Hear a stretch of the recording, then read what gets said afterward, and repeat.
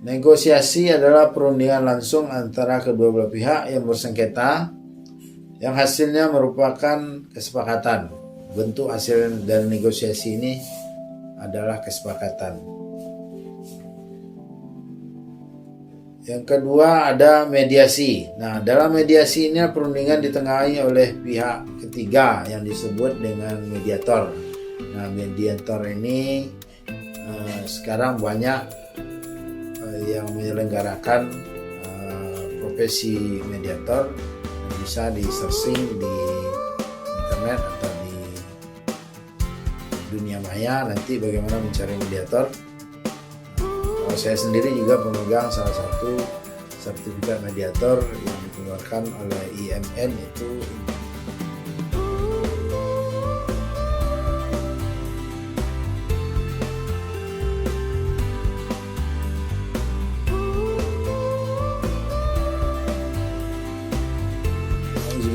Bismillahirrahmanirrahim. Bismillahirrahmanirrahim.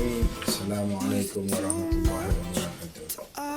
Alhamdulillahirabbil alamin wal aqibatu lil muttaqin wassalatu wassalamu ala asyrafil anbiya'i wal mursalin wa ala alihi washabihi rasulillahi ajmain. Puji syukur kita kehadirat Allah Subhanahu wa taala yang selalu memberikan limpahan rahmat dan karunia-Nya kepada kita semua, baik berupa rahmat kesehatan dan karunia rezeki yang melimpah yang diberikan Allah selama ini. Dan terutama sekali adalah nikmat iman Islam yang selalu diistiqomahkan Allah, yang selalu ditanamkan Allah di dalam dada kita, dan mudah-mudahan kita diistiqomahkan di dalam iman Islam sehingga kita bisa di akhir hayat kelak menjadi insan yang berbahagia, dengan insan yang kembali kepada Allah dengan predikat husnul khotimah. Selamat beriring salam tidak bosan-bosannya kita kirimkan kepada junjungan alam Nabi besar Muhammad sallallahu alaihi wasallam dengan mengucapkan Allahumma sholli ala sayyidina Muhammad wa ala ali sayyidina Muhammad.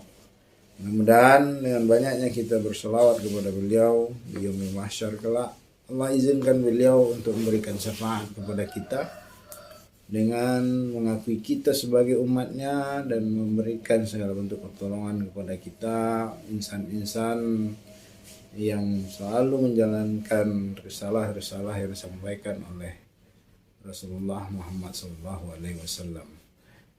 Mudah-mudahan juga majelis ilmu yang kita lakukan melalui video pembelajaran daring ini menjadi suatu majelis ilmu yang diridhoi di sisi Allah Subhanahu wa taala, sehingga baik yang mendengarkan maupun yang menyampaikan sama-sama mendapat catatan amal-amal ibadah di sisi Allah Subhanahu wa taala, sehingga bisa memperberat timbangan amal kebaikan kita di yaumil mahsyar kelak. Memasuki perkuliahan pada pertemuan yang ke-10 ini dalam mata kuliah hukum arbitrase dan alternatif penyelesaian sengketa, maka pada pertemuan kali ini kita akan membahas sesuai dengan RPS yang telah diajukan pada awal semester yang lalu, bahwa pada pertemuan yang ke-10 ini kita akan membahas tentang mitigasi kontrak konstruksi sebagai dampak pandemi COVID-19. Walaupun pandemi COVID-19 ini sekarang sudah dinyatakan sebagai endemi karena sudah juga melandai, sudah juga ya mudah-mudahan berangkat dari negeri tercinta ini sehingga kita bisa beraktivitas atau menjalankan segala bentuk kegiatan kita seperti keadaan semula sebelum datangnya pandemi COVID-19 ini. Amin ya rabbal alamin.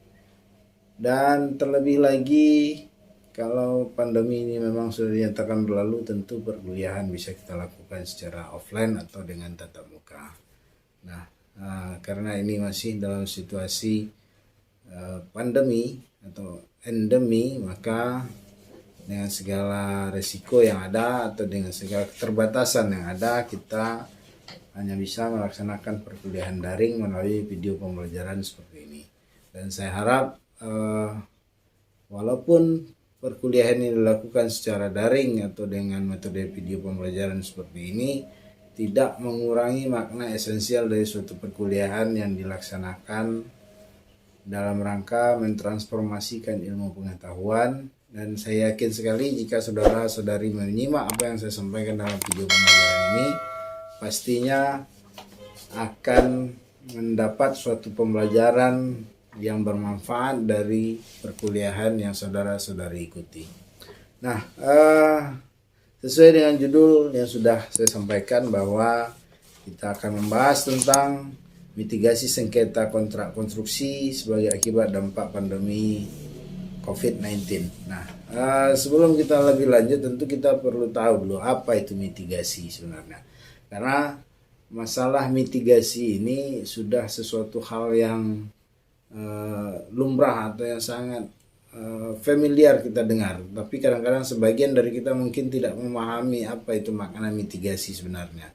Nah, kita bisa lihat dari berbagai bacaan yang ada, mitigasi itu adalah merupakan usaha yang dilakukan untuk mengurangi resiko dari sesuatu. Nah, strategi yang dilakukan untuk mengurangi resiko ada 4, yaitu menghindari resiko, mengurangi risiko, pengalihan risiko, dan penyimpanan risiko. Risiko dapat dihindari dengan mengubah bahaya yang dapat timbul menjadi sesuatu yang berguna. Pengalihan risiko dilakukan dengan memastikan penguatan bahaya yang berpengaruh secara keuangan terhadap individu dan masyarakat. Sedangkan penyimpanan risiko merupakan sesuatu untuk menyiapkan keuangan untuk mengganti kerugian akibat adanya bahaya yang terjadi.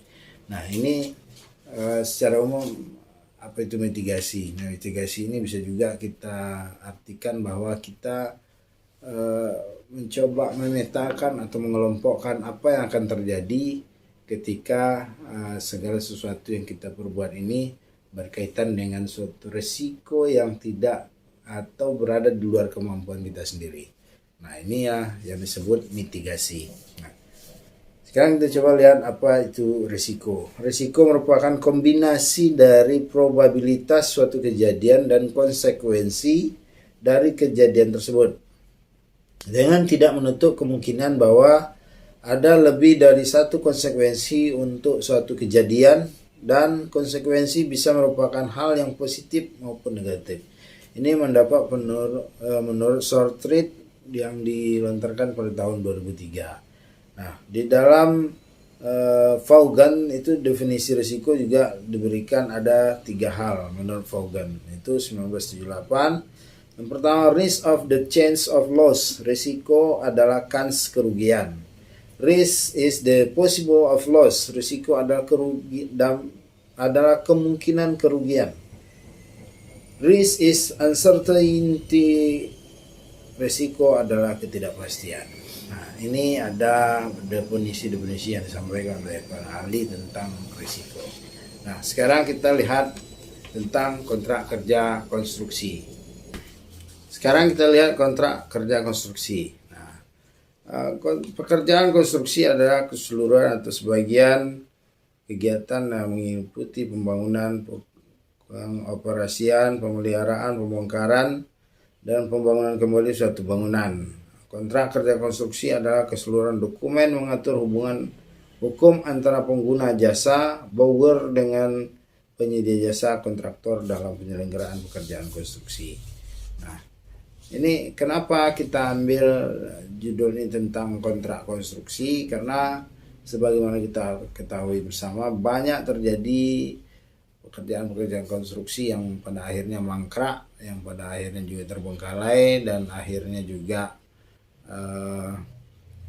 banyak risiko yang diambil oleh para penyedia jasa ataupun pengguna jasa, yang mana berimplikasi kepada meningkatnya kasus-kasus yang terjadi dalam tindak pidana korupsi. Nah, kenapa hal ini terjadi? Karena ini salah satunya adalah dampak dari pandemi COVID-19 yang mungkin sebelumnya tidak diperhitungkan atau tidak dipetakan atau tidak dimitigasikan dalam suatu manajemen risiko yang akan timbul dari suatu pekerjaan. Karena memang sebagaimana kita ketahui, COVID-19 ini adalah suatu varian virus baru yang pertama kali ditemukan pada tahun 2019 di negara asalnya dari Republik China atau Republik Tiongkok, yang pada akhirnya menyebar kepada seluruh dunia yang berdampak pada seluruh kegiatan kehidupan sosial masyarakat. Nah, tapi kita pada perkuliahan kali ini tidak akan membahas tentang masalah COVID-19 dan bagaimana pola penyebarannya, tapi yang kita bahas adalah dampak dari pandemi COVID-19 itu sendiri. Kedua, kita lihat dengan azas penyelenggaraan jasa konstruksi. Azas penyelenggaraan jasa konstruksi adalah, pertama itu ada kejujuran dan keadilan, yang kedua ada manfaat, yang ketiga kesetaraan dan keserasian, yang keempat ada keseimbangan, yang kelima ada profesionalitas, yang keenam ada kemandirian, dan ketujuh ada keterbukaan, delapan kemitraan, selanjutnya kesembilan ada keamanan dan keselamatan, yang selanjutnya kebebasan dan pembangunan berkelanjutan, dan wawasan lingkungan. Nah, itu adalah azas-azas penyelenggaraan penyelenggaraan jasa konstruksi.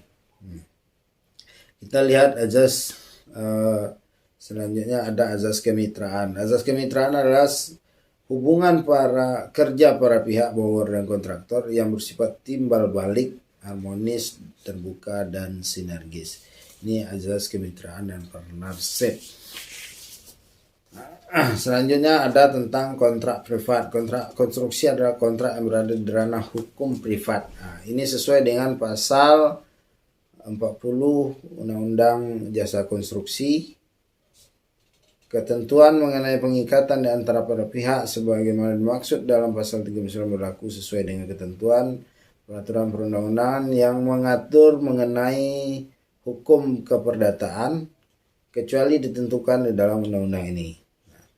Pasal 39 ayat 1 sebutkan bahwa para pihak pengguna jasa dan penyedia jasa bisa orang perorangan dan badan hukum. Bentuk kontrak mengikuti delivery system penyelenggaraan konstruksi, yaitu antara lain rancang penawaran bangunan, desain build and build, rancang bangun, desain build, perekayasaan, pengadaan dan pelaksanaan, engineering, procurement, construction, manajemen konstruksi, dan kemitraan. Nah, kita lihat kondisi saat ini. Bahwa Indonesia sesuai dengan pernyataan BNPB dan WHO sedang berada dalam status bencana darurat pandemi COVID, secara langsung maupun tidak langsung telah mempengaruhi jalannya pelaksanaan proyek-proyek pembangunan infrastruktur. Keadaan ini dapat menimbulkan terjadinya sengketa konstruksi. Nah, memang hingga saat ini sepengetahuan saya, atau mungkin apakah ada yang luput dari apa yang saya ikuti selama ini, bahwa belum ada suatu pernyataan resmi yang dikeluarkan oleh pemerintah, BNPB ataupun WHO bahwa Indonesia sudah terbebas 100% dari namanya pandemi COVID-19. Nah, kalau memang ada, mohon dikoreksi, mungkin akibat kekurangan pengetahuan saya, dan mohon juga disampaikan di dalam bentuk komentar nantinya apabila memang sudah ada pernyataan resmi dari pemerintah Republik Indonesia melalui BNPB misalnya, atau juga melalui pernyataan resmi dari WHO yang menyatakan bahwa Indonesia sudah terbebas 100% dari pandemi COVID-19. Nah, kalau belum ada, maka kita masih bisa masih relevan kita menggunakan instruksi Menteri PUPR nomor 2 tahun 2020 dan juga Permen PUPR nomor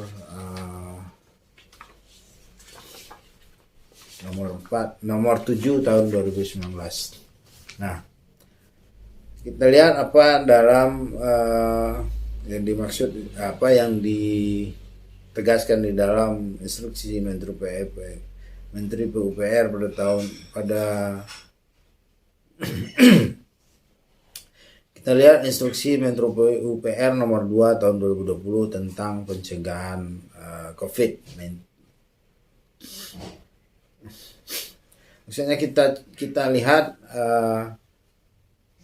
instruksi Menteri PUPR nomor 2 tahun 2020. Di dalam peraturan menteri atau instruksi menteri tersebut menyatakan tentang protokol pencegahan dan penyebaran COVID-19 dalam penyelenggaraan jasa konstruksi. Yang pertama, protokol pencegahan dalam penyelenggaraan jasa konstruksi, tindak lanjut terhadap kontrak penyelenggaraan jasa konstruksi, dan protokol pencegahan COVID-19 dalam pelaksanaan pengadaan barang dan jasa konstruksi. Terjadinya sengketa kontrak kerja konstruksi. Yang pertama kita lihat ada dalam bagian ini ada pekerjaan konstruksi. Nah, pekerjaan konstruksi ini menghubungkan tentunya dua pihak. Yang pertama itu pengguna jasa, yang kedua adalah penyedia jasa. Nah, hubungan antara kedua belah pihak ini yang disebut dengan hubungan kontrak konstruksi. Nah, atau hubungan kerja kontrak konstruksi, atau bisa juga disebut dengan hubungan perikatan kontrak kerja konstruksi. Nah, inilah yang menghubungkan antara penyedia jasa dengan pengguna jasa. Nah, apa kemungkinan yang terjadi terhadap sengketa menurut keadaan atau menurut literatur yang ada? Yang pertama adalah sengketa kontrak. Yang pertama isi kontrak menurut undang-undang. Nah, yang kedua penyebab sengketa dari faktor internal dan eksternal. Yang ketiga adalah kontrak kerja konstruksi mencakup aspek teknis, hukum administrasi, keuangan, perbankan, perpajakan, dan sosial ekonomi. Nah, sengketa ini bisa kita kelompokkan lagi menjadi 3. Itu faktor penyebab dan jenis penyelesaian sengketa dan mitigasi sengketa. Nah, selanjutnya kita lihat sengketa kontrak konstruksi sebagai suatu bencana. Nah, bagaimana suatu kontrak konstruksi itu bisa menjadi sesuatu hal yang boleh menurut hukum terhenti karena adanya suatu bencana. Nah, perlu ada upaya untuk mengatasi risiko terjadinya sengketa hukum, penanggulangan bencana terjadinya sengketa hukum, mitigasi terjadi sengketa yang menimbulkan risiko hukum dalam kontrak kerja konstruksi. Nah, menurut Black's Law Dictionary, mitigasi atau mitigates adalah to make less surface of intents. Nah, mitigasi menurut Black Law Dictionary ini adalah bagaimana menciptakan suatu kondisi minimal dari penyelenggaraan atau dari suatu keadaan. Yang pertama, the certainty of a result happening or the loss, the chance of injury, damage, or loss is the existence and extent of the possibility of harm. Second, liability for injury, damage, or loss of occurs. Dengan penerapan mitigasi risiko terjadinya sengketa ini dapat diperoleh dampak yang paling sedikit dan atau kecilnya konsekuensi. Inilah apa yang diharapkan dari suatu mitigasi risiko atau mitigasi kontrak konstruksi yang dilakukan akibat dampak COVID-19. Mitigasi terjadinya sengketa konstruksi kontrak konstruksi. Nah, mitigasi terjadinya kontrak konstruksi akibat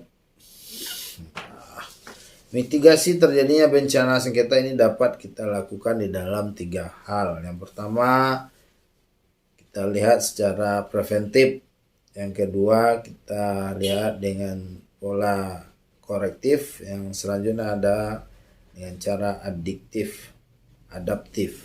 Nah, Dalam preventif tentunya kita sudah bisa memperhitungkan. Nah, karena memang seperti yang saya jelaskan tadi, pandemi COVID-19 ini adalah sesuatu hal yang baru ditemukan pada tahun 2009, maka ada sebagian ataupun mungkin boleh dikatakan keseluruhan kontrak-kontrak kerja konstruksi ini tidak pernah memperhitungkan risiko akan adanya pandemi COVID-19 ini. Nah, setelah waktu berlalu, tentu hal ini bisa dibicarakan atau bisa dilakukan upaya pencegahan secara preventif terhadap risiko yang akan timbul akibat adanya COVID-19. Nah, yang kedua ada korektif setelah perikatan hukum sebelum terjadi sengketa hukum. Nah, seperti yang juga saya jelaskan tadi bahwa karena hal ini baru, mungkin selanjutnya bisa dilakukan ketika terjadi dampak pandemi COVID-19 ini terhadap risiko pekerjaan konstruksi, maka kontrak kerja konstruksi ini bisa dilakukan upaya korektif dengan tentunya dengan kesepakatan kedua belah pihak. Dan selanjutnya juga setelah perikatan ini ada adaptif. Nah, setelah ada terjadi diketahui secara umum adanya pandemi COVID-19 yang membawa dampak risiko yang sangat besar terhadap seluruh pekerjaan yang ada atau aspek-aspek sosial kehidupan masyarakat, tidak terkecuali yang namanya pekerjaan konstruksi, maka ada suatu langkah yang bisa dilakukan, yaitu dengan adaptif atau mengadaptasi suatu keadaan tersebut untuk menjadikan sebagai suatu perubahan terhadap kontrak kerja konstruksi yang sudah ada.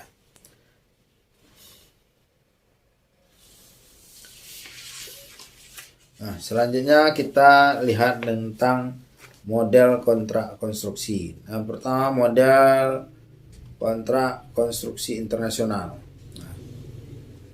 Model kontrak konstruksi internasional ada suatu kontrak yang di dalamnya ada atau terdapat unsur asing atau foreign element yang objek pekerjaan berada di Indonesia maupun di wilayah negara lain. Unsur asing dalam hal ini adalah adanya keterkaitan sistem hukum dari negara salah satu pihak yang terlibat dalam kegiatan kontrak tersebut, sebagaimana pilihan hukum atau FOS atau choice of law yang disepakati di antara keduanya. Nah, ini dasar penyelenggaraan arbitrasenya ada di choice of law. Nah, di Indonesia sering menjumpai kontrak-kontrak menggunakan standar atau sistem FIDIC dan GCT, terutama untuk kontrak proyek-proyek pemerintah yang menggunakan dana pinjaman atau loan dari luar negeri. Pihak swasta asing yang beroperasi di Indonesia biasanya juga memakai salah satu sistem atau standar di atas. Negara-negara penyandang dana dari Eropa biasanya menggunakan sistem standar FIDIC, sedangkan Inggris dan negara-negara persemakmuran memakai sistem GCT. Sistem AIA sebagai kebanyakan disepakati atau dipakai oleh perusahaan-perusahaan Amerika yang beroperasi di Indonesia, meliputi pula kontrak-kontrak pertambangan. Model kontrak kerja konstruksi nasional berdasarkan satu objek konstruksinya, yaitu besar dan kecil pekerjaan, tingkat komplikasi pekerjaan dan persyaratan teknis lainnya. Untuk proyek-proyek yang relatif kecil dengan teknologi sederhana, untuk kontraknya dapat hanya berbentuk surat perintah kerja.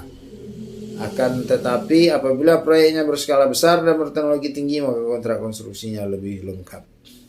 Nah, untuk proyek berskala besar dan berteknologi tinggi, maka kontrak konstruksi lebih lengkap dan menggunakan acuan kontrak konstruksi pemerintah ataupun kontrak konstruksi internasional seperti FIDIC, Federation International des Ingenieurs Consul, Joint Contract Tribunal atau GCT, American Institute of Architects AIA, dan Singapore Institute of Architects CA. Nah, Ini adalah model-model kontrak konstruksi, dan bagaimana pula dengan model hubungan kerja proyek konstruksi. Nah, ini nanti bisa saudara baca di dalam slide yang sudah saya buat, dan nanti saudara pelajari, karena di dalam ini nanti ada peraturan-peraturan seperti PP nomor 4 tahun 2010, PP 29 2000 dan lain-lain peraturannya juga ada di sini. Nanti bisa saudara-saudari baca dan untuk mengetahui bagaimana model hubungan proyek kerja konstruksi. Karena di sini nanti ada design, design and build, construction management, owner and agent. Nah, selanjutnya kita lihat tentang aspek kontrak konstruksi berdasarkan aspek-aspek kontrak. Ini adalah pendapat menurut N. Yasin. Nah, bentuk kontrak konstruksi itu ada 4 ya kalau menurut N. Yasin. Itu aspek perhitungan biaya, aspek penghitungan jasa, aspek cara pembayaran, dan aspek pembagian tugas. Dasar hukumnya adalah pasal 21 PP 29 tahun 2000 dengan pasal 21 ayat 2 PP 29 tahun 2000, itu peraturan pemerintah. Nah, kita lihat tentang aspek penghitungan biaya. Nah, di aspek penghitungan biaya ini kontraknya bisa fixed lump sum price atau kontrak keseluruhan atau unit price. Nah, aspek penghitungan jasa bisa cost without free, cost plus free, dan cost plus fixed fee. Nah, cara pembayaran monthly payment, pembayaran per bulan, atau stage payment, kontraktor full pre-finance, atau dibiayai seluruhnya oleh kontraktor yang bersangkutan. Itu adalah cara pembayaran. Dan selanjutnya ada aspek pembagian tugas, kontrak konvensional, kontrak spesialis, kontrak rancang bangun, EPC, BOT, dan BLT, swakelola atau force account. Nah, ini adalah untuk bentuk aspek kontrak konstruksi. Selanjutnya kita lihat tentang identifikasi sengketa. Nah, penyebab sengketa itu apa yang terjadi dengan sengketa dalam kontrak konstruksi. Penyebab terjadinya sengketa hukum dapat berupa faktor eksternal atau faktor internal. Nah, yang faktor eksternal adalah faktor-faktor luar yang dapat menimbulkan sengketa dalam pelaksanaan suatu perjanjian. Faktor eksternal ini tidak dapat diubah atau dipengaruhi, akan tetapi jadi penentu yang bersifat given. Penyebab terjadinya sengketa hukum yang berasal dari faktor internal. Sesuatu yang terdapat pada level pasar atau market level, sektor atau perusahaan yang pada level proyek. Penyebab risiko ini masih dapat diatasi dengan melakukan tindakan internal.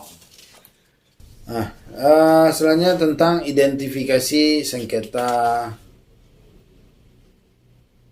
konstruksi, sengketa kontrak kerja konstruksi. Nah, penyebab yang pertama, penyebab dari kita lihat dari faktor eksternal.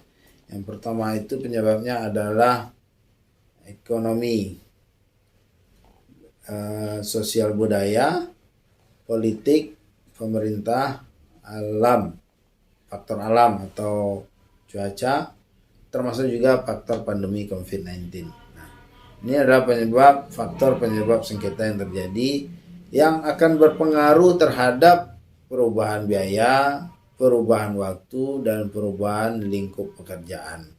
Nah, ini yang disebut dengan, apakah hal ini bisa disebut dengan force majeure atau bukan? Nah, masalah perubahan perjanjian. Nah, apakah masuk atau tidak di dalam klausula force majeure? Nah, ini yang menentukan adalah para pihak itu sendiri. Nah, diatur atau tidak diatur dalam perjanjian. Nah, siapa yang berhak untuk menyetujui mengesahkan akibat perubahan ini? Bagaimana implikasi kepada perjanjian tentang hak dan tanggung jawab dan status hukum dari perubahan perjanjian. Nah, ini domainnya adalah domain antara pihak pengguna jasa dengan pihak penyedia jasa. Nah, apakah sesuatu keadaan sebagaimana yang dinyatakan faktor eksternal itu sudah termasuk atau tercakup dalam apa yang dimaksud dengan force major atau tidak? Nah, ini para pihak sendiri yang menentukan. Yang selanjutnya ada faktor internal. Kita lihat dari faktor internal, nanti kita juga akan bisa langsung faktor penyebab sengketa dan objek sengketanya.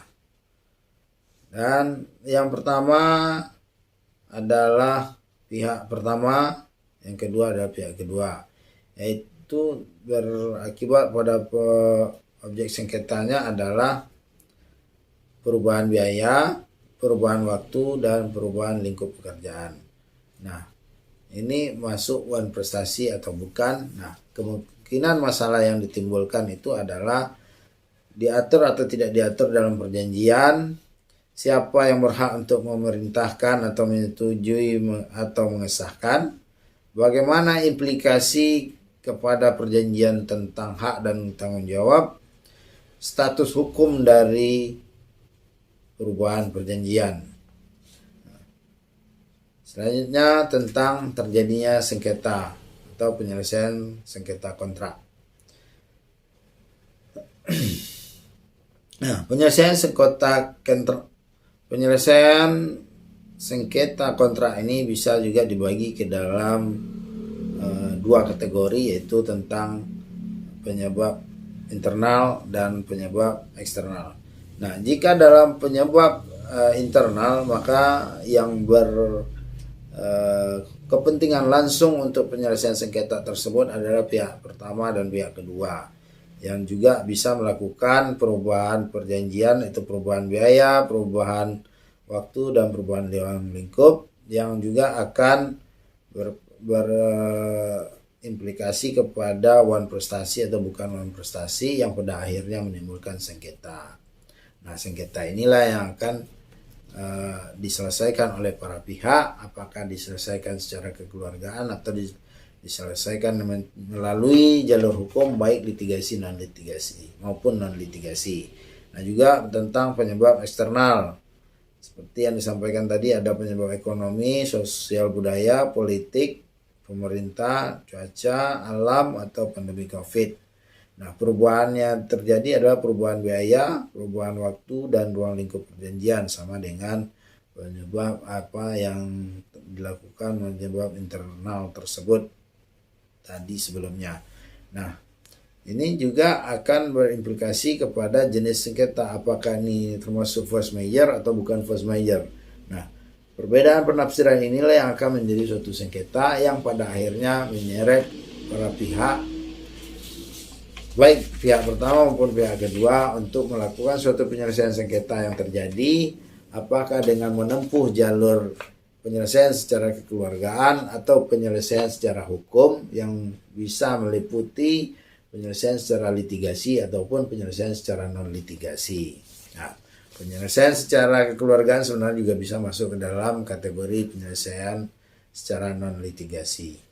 Di sini saya sudah membuatkan bagan-bagan tentang cara penyelesaian sengketa dari internal maupun eksternal. Nanti silakan dibaca dan dipelajari oleh saudara-saudari sekalian. Mungkin dengan membandingkan dengan berbagai bahan bacaan, karena saya sudah juga cantumkan rujukan-rujukan yang ada di dalam ini. Selanjutnya tentang mitigasi sengketa kontrak konstruksi. Nah, mitigasi sengketa kontrak sebagai suatu bencana. Konsep untuk mengatasi bencana, avoidance, mitigation, and acceptance. Nah, mitigasi risiko terjadinya sengketa hukum. Mitigasi risiko terjadi sengketa hukum dapat dilakukan dengan pilihan menghindari risiko, mengurangi risiko, atau menerima risiko. Dengan metode mitigasi risiko akan dapat diperoleh dampak yang paling sedikit dan atau kecil konsekuensinya. Mitigasi sengketa. Nah, mitigasi terjadinya sengketa hukum dalam kontrak konstruksi.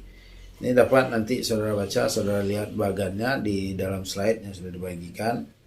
Nah, kita langsung kepada pembahasan alternatif penyelesaian sengketa. Yang pertama ada negosiasi, yang kedua ada mediasi, ada konsiliasi, dan ada dewan sengketa. Ini yang diatur dalam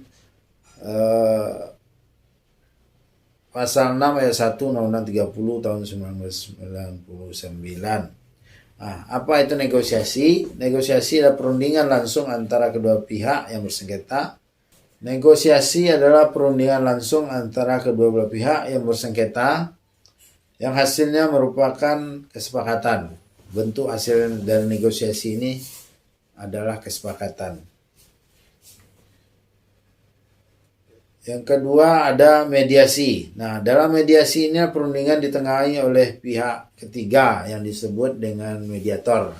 Nah, mediator ini sekarang banyak yang menyelenggarakan profesi mediator dan bisa di searching di internet atau di dunia maya nanti bagaimana mencari mediator. Kalau saya sendiri juga pemegang salah satu sertifikat mediator yang dikeluarkan oleh IMN, itu Internal Impartial Network